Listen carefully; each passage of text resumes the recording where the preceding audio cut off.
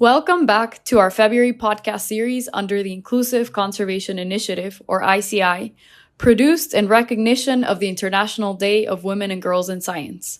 I'm Sofia Troya, your host, and I'm so glad you're joining us for the final episode of this trilogy. Over the past two conversations, we've traveled from the Peruvian Amazon to the Congo Basin, hearing from Indigenous women whose knowledge and leadership are reshaping how science is understood in their communities.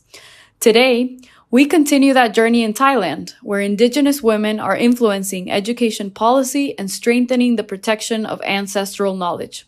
If you're just joining us, ICI is a global initiative supported by the Global Environment Facility, or GEF, Conservation International, and IUCN.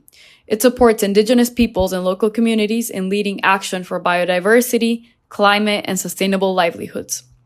This series celebrates Indigenous women not only as knowledge holders, but as leaders shaping the future of science and conservation. Today, we are joined by Nittaya Earkanna, known to many as Me, a Hmong Indigenous women's rights activist from Thailand and a powerful advocate for Indigenous knowledge, education, and policy reform.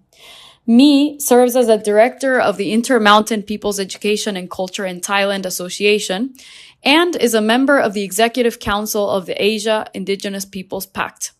She has contributed to strengthening biodiversity policy in Thailand, co-founded networks dedicated to revitalizing Indigenous knowledge systems, and works closely with Hmong women to challenge inequality while preserving culture and identity. Me, it's truly such an honor to have you with us today.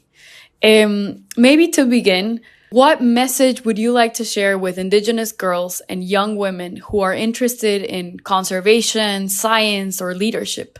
We're curious to know what you would want them to remember as they step into these spaces. Your identity is your strengths, and the knowledge from your community, your language, or your connection to your land, to your grandmom, to your knowledge, all are valuable. And it is not less than it's not less than the scientist knowledge and the modern knowledge. It is equally. So you should proud too. You can learn new skill and also still stay rooted with your, and know who you are, right? And do not be like afraid of speak out your language and also use to say. Sometimes people always say that leadership is you have to be very louder, but sometimes leadership is not about being like louder, but it's about the responsibility and also caring of your people and also in the environment in your community. So of course that you may face many of the challenge, but like you don't need to choose like which world you're going to stay, right? You can even stay in the town or you come back to stay in your village. You can stay both. But of course that you should remember that when you step forward, you open the pathways for other and also to learn to follow you, right? Yeah, Me, I think you're reminding us something so important, which is that identity isn't a barrier to science. It's actually, a foundation for it, right? And I really, really like the phrase that you said at the end about how leadership isn't necessarily being the loudest in the room, right? It's more about the responsibility. It's about carrying your people and your community forward, right? And I think that reframes leadership in such an important way. And yeah, I wanted to ask you, maybe you could share a little bit more about your journey. What experiences shaped your commitment to Indigenous rights and women's leadership? I grew up in a Hmong community in the northern of Thailand, and you may know that Thailand is the more than 60 indigenous group, and most of us living in the highland area, and more than 80% of us of all land have been declared as the protected areas by the government, also including my community. So when I was young, our community was surrounded by very rich of the nature and also the forest. And later that the government gave our land into the private company for the forest concession for more than 10 years. and the nature forest was cut down and replaced by the outsider type of tree by the government. So they like they also have one of the big project on building the medium size or the reservoir in our sacred forest. So the community were at that time our community was never clearly information and also asked for the consent. So because of this situation, I begin to stood up and have to lead in my community to oppose this project. And in the end, we successfully stopped it.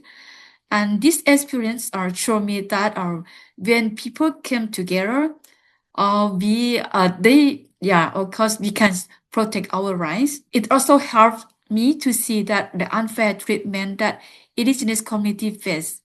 Even though our constitution states that everyone has equal rights and protections, and also have the equal rights to access to the service of government.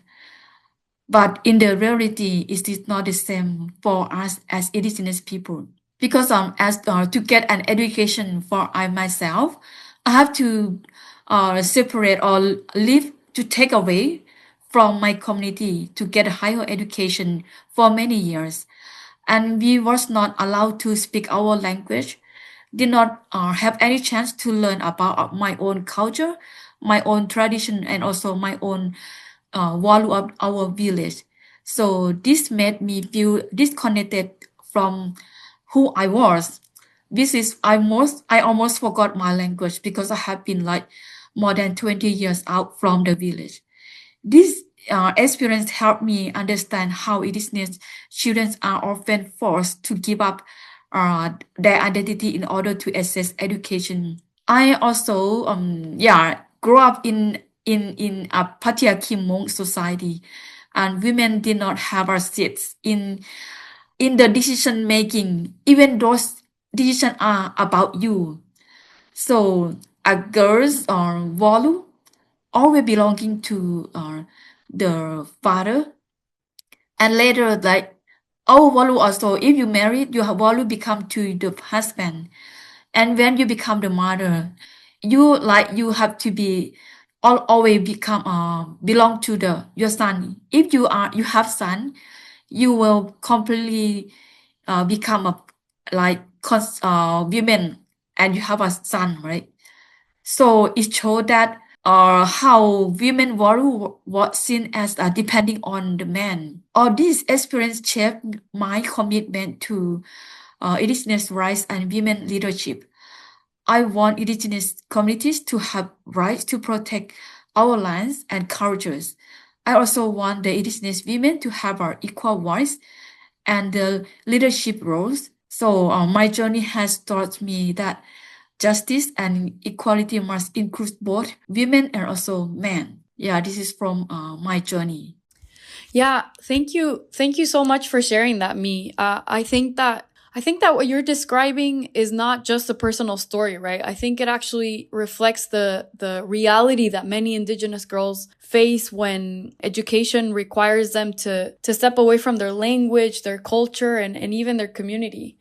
And I think even when those systems have promised that there's going to be equality, I think that lived experience can be quite different as you're describing. I also want to acknowledge something super important, and that's the fact that you're sharing this conversation, this podcast, in a language that's actually not even your indigenous language.